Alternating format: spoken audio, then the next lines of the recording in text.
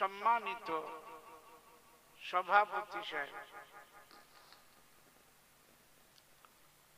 মুআজ্জাজ মুকাররম উলামায়ে কেরাম, মুহতারাম দোস্তর বুজুর্গ, সম্মানিত ইমানদার ভাইরা, সম্মানিত ইমানদার বাবাজিরা, পর্দার অন্তরালে উপবিষ্টা আমার সম্মানিতা ইমানদার মা ও বোনেরা, আল্লাহ তাআলা তিনি সৃষ্টিকর্তা আর তিনি হলেন পালনকর্তা আর তিনি হলেন একমাত্র রুজিদাতা প্রতিপালক। এই দুনিয়াতে সির্ফ একজন হলেন সৃষ্টিকর্তা আর সারা বিশ্বের সবকিছু হলো সৃষ্টি। আল্লাহ সৃষ্টি করেছেন জমিন আসমান আর তার মাঝখানে যা কিছু আছে সব আল্লাহ সৃষ্টি করেছেন। পারা নম্বর 11 সূরা ইউনুস। ইউনুস নবী আলাইহিস সালাতু ওয়াস সালামের পাক নামের সূরা, আয়াত নম্বর 3। স্বচ্ছ ভাষায় এবং ব্যর্থহীন ভাষায় আল্লাহ তাআলা বলেছেন, ইন্না রাব্বাকুমুল্লাহুল্লাযী খালাকাস সামাওয়াতি ওয়াল আরদা ফি সিত্তাতি আইয়াম। নিশ্চয় তোমাদের প্রভু, তোমাদের রব জমিন আসমানকে 6 দিনের জন্য 6 দিনের মধ্যে সৃষ্টি করেছেন। 6 দিন সময় নিয়েছেন এবং এই কথাটাই আল্লাহ নিজেই বর্ণনা দিয়েছেন। এই বর্ণনা পৃথিবীর কোন নবীরও নয়, কোন রাসূলেরও নয়, আর এই বক্তব্য পৃথিবীর কোন সাহাবা নয়, পৃথিবীর কোন ইমামের নয়, মুহাদ্দিসিনদের কোন মুহাদ্দিসের নয়। এটা কোন পীর ফকির দরবেশ গাউস কুতুব আবদাল কারণ সরাসরি আল্লাহ, ভাষা আল্লাহ, ভাব আল্লাহ এবং বক্তব্য আল্লাহ। আমরা পড়াশোনা করেছি, মুখস্থ করেছি, আপনাদের সামনে সেই পড়াটা শোনানোর জন্য এসেছি। তো সম্মানীয় ইমানদার ভাইরা, পারা নম্বর 21, সূরার নাম আলিফ লাম মিম সাজদা, আয়াত নম্বর 4। আল্লাহ বলছেন, আমি হলাম তোমাদের রব। আর এই আয়াতে আল্লাহ বলেছেন, আমি হলাম আল্লাহ। ইলাহ, ইলাহ কাকে বলে? যিনি সবকিছু ছাড়া সবকিছু করতে পারেন, করছেন, করবেন, তিনি সবকিছু করতে সক্ষম। আর পৃথিবীর সবকিছু আল্লাহকে বাদ দিয়ে কিছুই করতে পারে না। তো তিনি এই 4 নম্বর আয়াতে সূরা আলিফ লাম মিম সাজদার ভিতরে স্বচ্ছ ভাষায় বলেছেন, আল্লাহুল্লাযী খালাকাস সামাওয়াতি ওয়াল আরদা ওয়া মা বাইনাহুমা ফি সিত্তাতি আইয়াম। তিনি আল্লাহ, তিনি ইলাহ, যিনি জমিন আসমান আর তার মাঝখানে যা কিছু আছে 6 দিনে সৃষ্টি করেছেন। আলো আর অন্ধকারকে কে সৃষ্টি করেছেন? আল্লাহ। তার মানে সূর্যকে সৃষ্টি করেছেন। আর সূর্য যখন ওঠে তখন হয় আলো অর্থাৎ দিন, আর সূর্য যখন ডোবে তখন হয় রাত, অন্ধকার নেমে আসে। কে সৃষ্টি করেছেন? খালাকা। খালাকা মানে সৃষ্টি করেছেন তিনি, আল্লাহ সৃষ্টি করেছেন। পারা নম্বর 7, সূরার নাম আনআম, আয়াত নম্বর 1। 1 নম্বর আয়াত সূরা আনআমে আল্লাহ বলেন আল্লাহুল আলহামদুলিল্লাহিল্লাযী খালাকাস সামাওয়াতি ওয়াল আরদা ওয়া জাআলাজ যুলুমাতি ওয়ান নূর সুম্মাল্লাযীনা কাফারু বিরাব্বিহিম ইয়াদিলুন। সমস্ত প্রশংসা সেই আল্লাহর, যিনি জমিন আসমানকে সৃষ্টি করেছেন এবং অন্ধকার আর আলোকেও সৃষ্টি করেছেন। সৃষ্টিকর্তা তিনি। তিনি কি করছেন, কি করেন? তো আল্লাহ বললেন আমি তো মাবুদ, সারা দুনিয়া আমার ইবাদত করে। আপনারা এই লাইনে এই দিকে বসুন, এই দিকে পিছনে নিয়ে আসুন, চেয়ার তুলে নিয়ে আসুন। হ্যাঁ, আল্লাহ বলেছেন যে আমি একমাত্র সৃষ্টিকর্তা। পৃথিবীতে সৃষ্টিকর্তা আর দ্বিতীয় কেউ নেই, হওয়ার সম্ভবই নয়। তিনি এই সেকেন্ডে, এই মুহূর্তে, এই পলকে আর এই নিঃশ্বাসে, প্রতি সেকেন্ডে প্রতি নিঃশ্বাসে কোটি কোটি সৃষ্টি করেই চলেছেন। এক সৃষ্টি করছেন তিনি মানুষকে, মায়ের পেটে মানুষকে সৃষ্টি করছেন, পশুদের পেটে পশু সৃষ্টি করছেন। এই সময় করছেন না, করছেন না?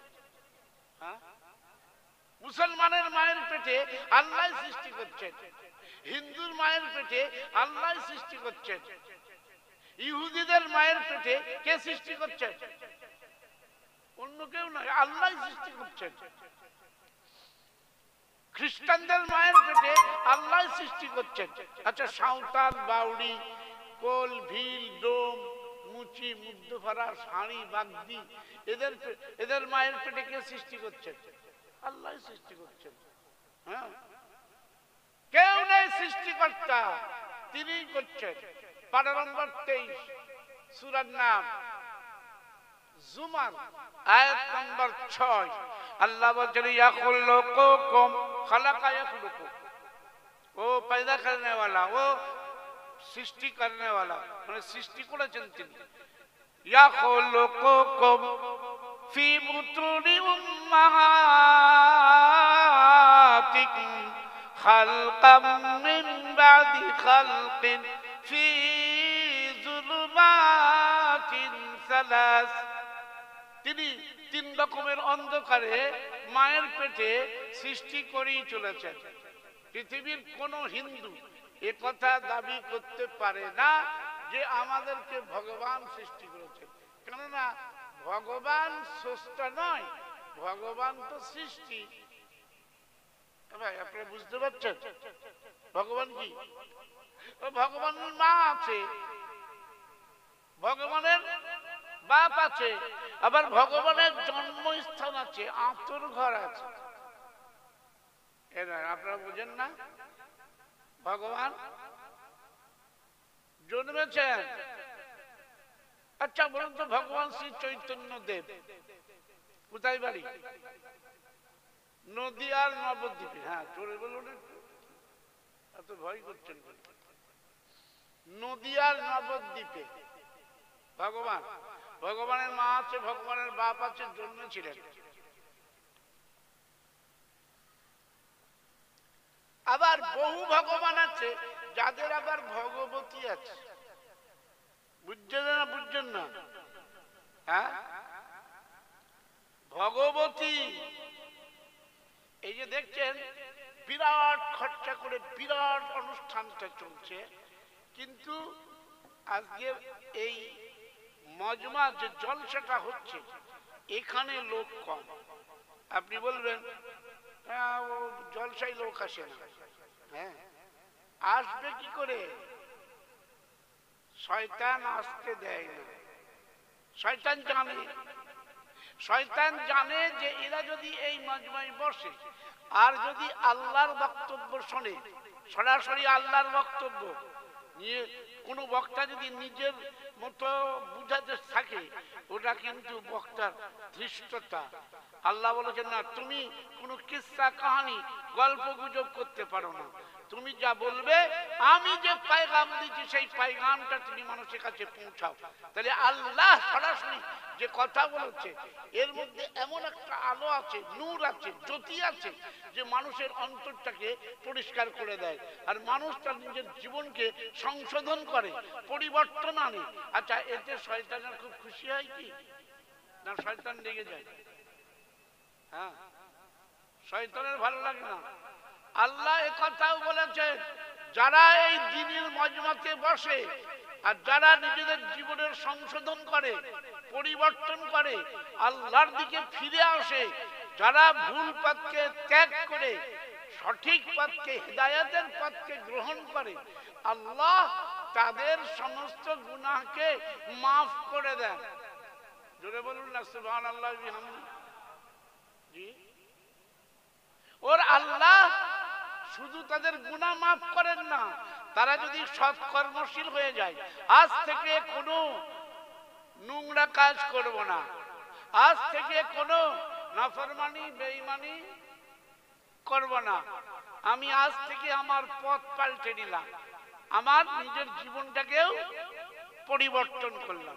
বলছে, তুমি যদি এইখানে বসে, এই মাটিতে বসে, এই ফার্শের উপর বসে তুমি যদি সিদ্ধান্ত নাও যে আমি আমার জীবনটাকে আজ থেকে পাল্টে নিয়ে আমি আল্লাহর পথে চলবো, আল্লাহর হুকুমে চলবো, মন চাইয়ে চলবো না, নাফরমানি বেঈমানি করব না, আমি স্বেচ্ছাচারী হব না, স্বৈরাচারী হব না, আমি অত্যাচারী হব না, আমি ব্যভিচারী হব না, আর আমি দুর্নীতির সাথে আপোষ করব না, আজ থেকে আমি ভালো পথে চলবো, এইটা যদি সিদ্ধান্ত নেয়, আল্লাহ তার ঈমানকে মজবুত করে দেয়, তো আল্লাহ বলছেন তুমি সিদ্ধান্ত নাও ফারশের উপরে আর আমি আরশের উপরে, তোমার গুনাহগুলোকে শুধু মাফ করব না, বরং যত গুনাহ করে ফেলেছিলে ভুল করে, আজ থেকে যখন আর করবে না বলে সিদ্ধান্ত নিয়েছো, তাহলে আমি তোমার গুনাহগুলোকে নেকি দ্বারা পরিবর্তন করে দেব।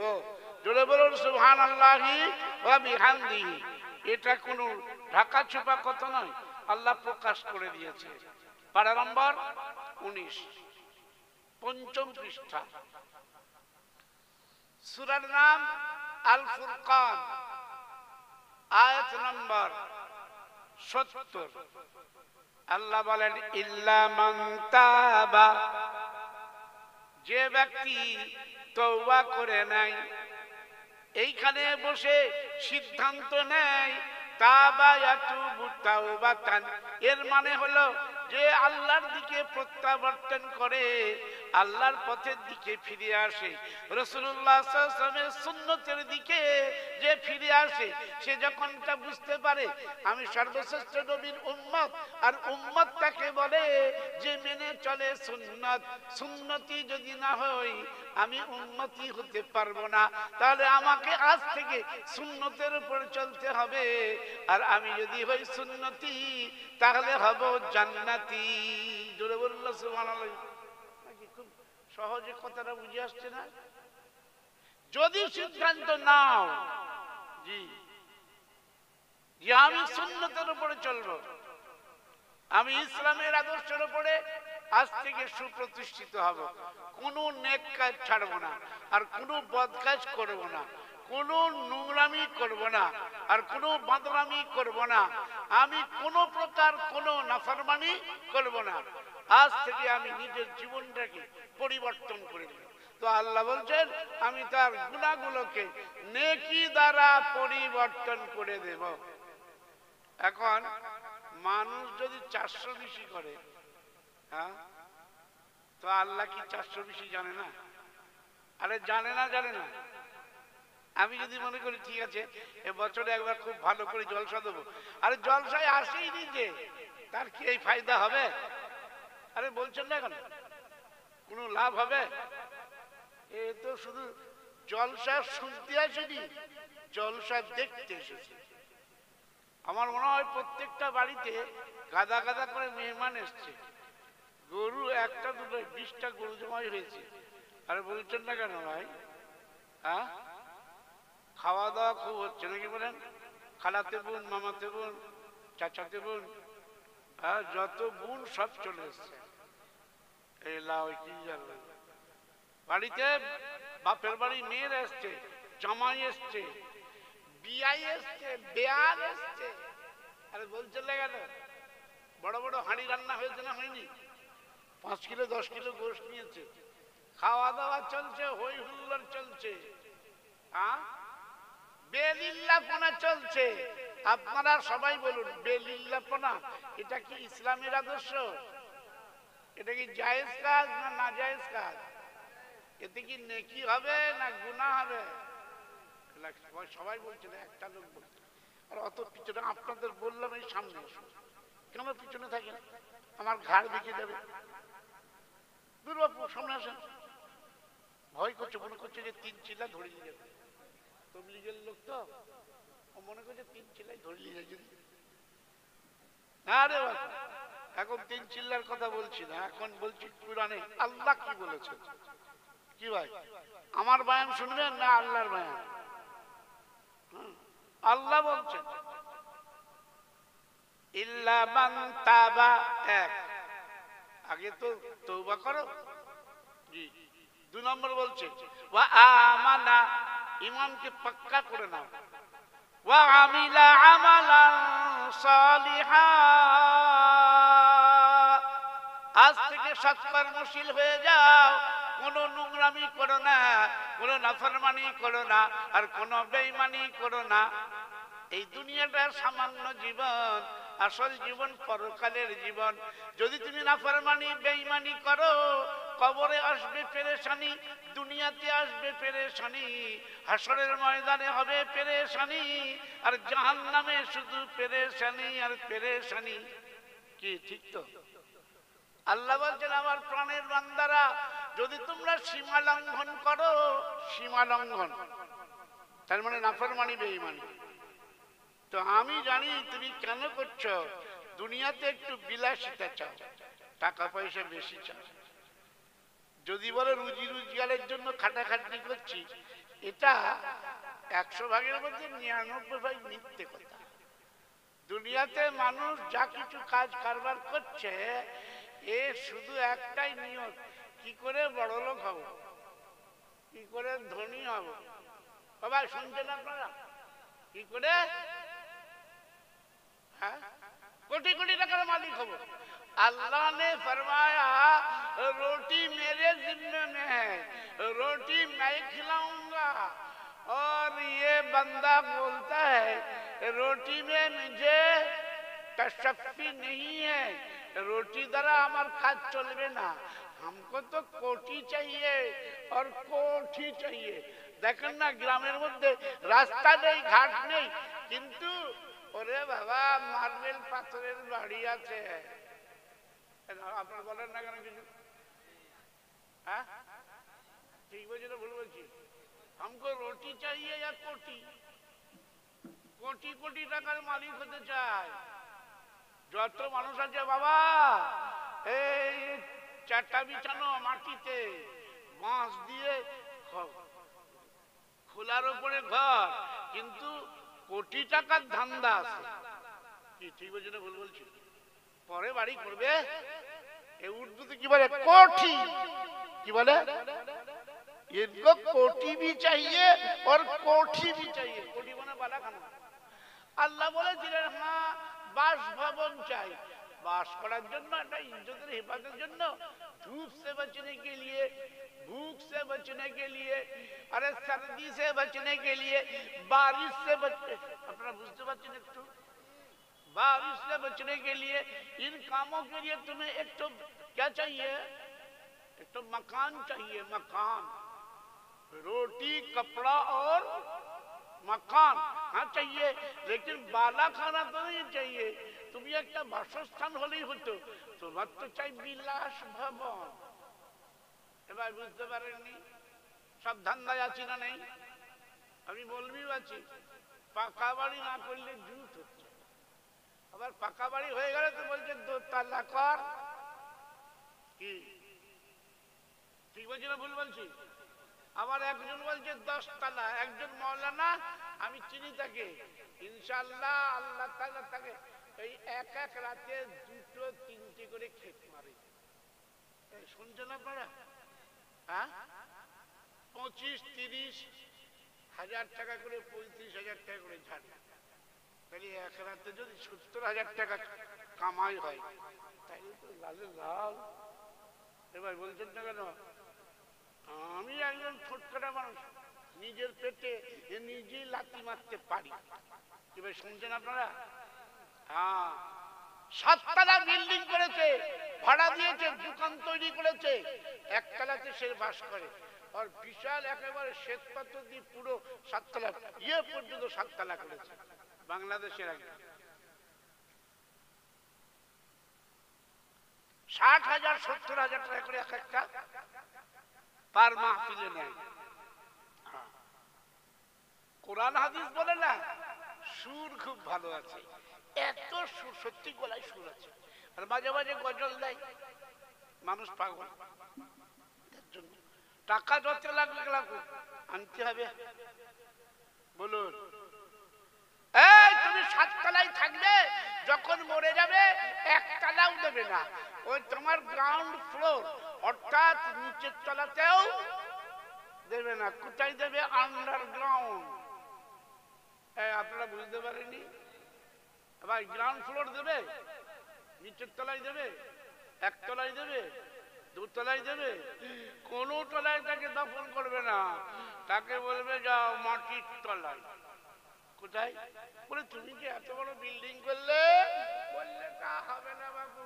এমনকি শোনো, যে ব্যক্তি মরে যাবে তাকে গোসল দেওয়ার পর একটুখানি তাকে আদর করে তুলতে হবে, আর তোলার পর একটা ঠ্যাং উঁচু করতে হবে, আর তার পাছার ভিতরে ঢিলানি হাত ঢুকাতে হবে। এই ভাই, বলছেন না কেন? বলছেন না কেন? ভাই, আপনারা জানেন না মুর্দাকে গোসল দেওয়ার জন্য? তার মানে কি? আহারে যাহা মলে পরিণত হইয়াছে, আর পানাহারে যাহা মূত্রে পরিণত হয়েছে, সেই মল মূত্রটাও ওই তোমার আখেরাতে নিয়ে যাওয়ার অনুমতি নাই। বাপু, এইখানেই হেগে ফেলো, এইখানেই নিতে ফেলো। এবার শুনছেন আপনারা? আরো 1 বালতি পানি লাগিয়ে রাখুক, তোমার পাছাটা ধুইয়ে দেবে ওই লোকগুলো এরকম করে। এই পাছায় হাত দিলে এখন আপনাকে কেউ হাত দিতে দেবে? আরে বলছে না কেন? নুনুতে হাত দিতে দেবে কেউ? হ্যাঁ, ছোট 4 বছরের 5 বছরের খুচরো উম্মত, হ্যাঁ, তাকে যদি আপনি নুনুতে হাত দিতে যান, তখন সে কিন্তু চিৎকার করবে। আর যদি জোর করে হাত দিতে যান, নানা দাদারা একটু মাঝে মাঝে মজাক করে, আপনার হাতে কামড়ে দেবে। কি? আরে এত বড় পীর ফকির দরবেশ বেটা শুয়ে আছে, আর তার পাছার ভিতরে 3টে ঢিলা ঢুকিয়ে, উপর থেকে নিচে, নিচে থেকে উপরে, উপর থেকে নিচে 3টে ঢিলা ঢুকাচ্ছে। সে কিছুই বলছে না, চুপ করে শুয়ে আছে। কি ভাই, ঠিক বলছি না ভুল বলছি? হ্যাঁ, কিছুই বলছে। আবার একটা ঢিলা নিয়ে তার অজায়গায় ছুয়াচ্ছে, মানে পেশাবের জায়গাটা এরকম করে। হ্যাঁ, আল্লাহ বলছে, এই তোমার অজায়গায় হাত দিলেও তুমি নড়তেও পারবে না, চড়তেও পারবে না। আর তুমি যদি বলো, এখন মুর্দা যদি এরকম একটা মানে কোনো দিয়ে গুঁতো মারে গোসল দেনেওয়ালাকে, তাকে গোসল দিতে পারবেন তো? এই লাও, হ্যাঁ, বলে শালা কোথায় হাত দিচ্ছি রে? কোন মুর্দা যদি এরকম একটা গুঁতো মারে, তো সেখানে কে কে গোসল দিতে যাবে বলো? কার কইলে 10 কেজি? জি, পালাবে? কে বললো পালাবে? এত সাহস? আরে যদি কোনদিন মুর্দা এরকম করে তাকে একটা গুঁতো মারে, তো বলবে বাবা, ওর কবর খোঁড়ার আগে আমার কবর খোঁড়। বলবে ব্যাস। কি ঠিক বলছি না ভুল বলছি বলে? হ্যাঁ, ইন্তেকাল হয়ে যাবে, হার্ট অ্যাটাক করবে। জি, আল্লাহ বলছেন, শোনো, পৃথিবীতে যত ভগবান আছে, যত ঈশ্বর আছে, আর যত দেবদেবী আছে, আর যত পীর ফকির দরবেশ, আর যত নবী রাসূল, সবাইকে এই দুনিয়া ছেড়ে একদিন চলে যেতে হবে। কেউ দুনিয়াতে থাকার জন্য আসে নাই। তবে জানো, আমি আল্লাহ আমার মৃত্যু নাই। একবার বললো সুবহানাল্লাহ, আল্লাহর মৃত্যু আছে। হ্যাঁ, এখন বহুত বড় পীর সাহেব আর বহুত বড় সুন্নতের অনুসারী, সুন্নত ছাড়া কোনো কাজ করতে না, ব্যাস যতবার ওযু করে ততবার এরকম করে মিসওয়াক করে। এখন তার শেষ গোসল, শেষ অজু, যে অজু করিয়ে দিচ্ছে, হাতগুলো এরকম এরকম করে ধুয়ে দিচ্ছে। আর কুল্লি, আর এই গোসলটা তো ওয়াজিব, ওয়াজিব মানে ফরজ। তাহলে গোসলের ফরজ কটা ভাই? আরে বলুন না, তবলিগের লোক একটাও নেই নাকি বয়ান শুনতে আসেনি? না, তবলিগের কোন সাথী বয়ান শুনতে আসেনি? এই এক জ্বালা।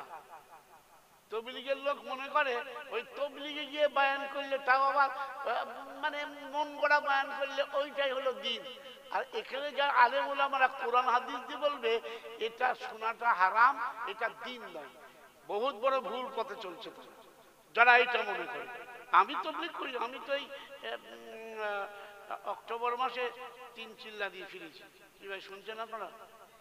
প্রতি বছরে 3 চিল্লা। কিন্তু আমি মনে করি না যে এটা বেদিন, এটা দিন। দিনের সঠিক ব্যাখ্যাটা হচ্ছে না বলুন? আমি কি নিজের মন গড়া বলছি? আল্লাহ বলছেন দেখো সবাই দেখো, এই পৃথিবীতে যে মানুষ আছে, হিন্দু, খ্রিস্টান, মুসলমান, ইহুদি, সব এই কোরআন শরীফটা পড়তে পারে। আর কোরআন শরীফের মধ্যে পাবে 3য় পারার 1ম পৃষ্ঠাতে, আর সূরার নাম আল বাকারা, আয়াত নাম্বার 255। আল্লাহ নিজেই বলছেন, আল্লাহ, সবাই বলুন, আল্লাহ লা ইলাহা ইল্লা হুয়াল হাইয়ুল কাইয়্যুম। আমি এমন আল্লাহ, আমি ছাড়া কোনো ইলাহ দুনিয়াতে নাই, আর দ্বিতীয় দুনিয়াতে ইলাহ নাই। দুটো ইলাহ যদি এক জায়গায় হতো, ওরাই মারামারি করে জমিন আসমানকে ধ্বংস করে ফেলতো। এই ঠিক বলছি না ভুল বলছি? দুটো ইলাহ হবে? ইলাহ একজন, ইলাহ লা ইলাহা ইল্লাল্লাহ, আল্লাহ ছাড়া কোনো ইলাহ নাই।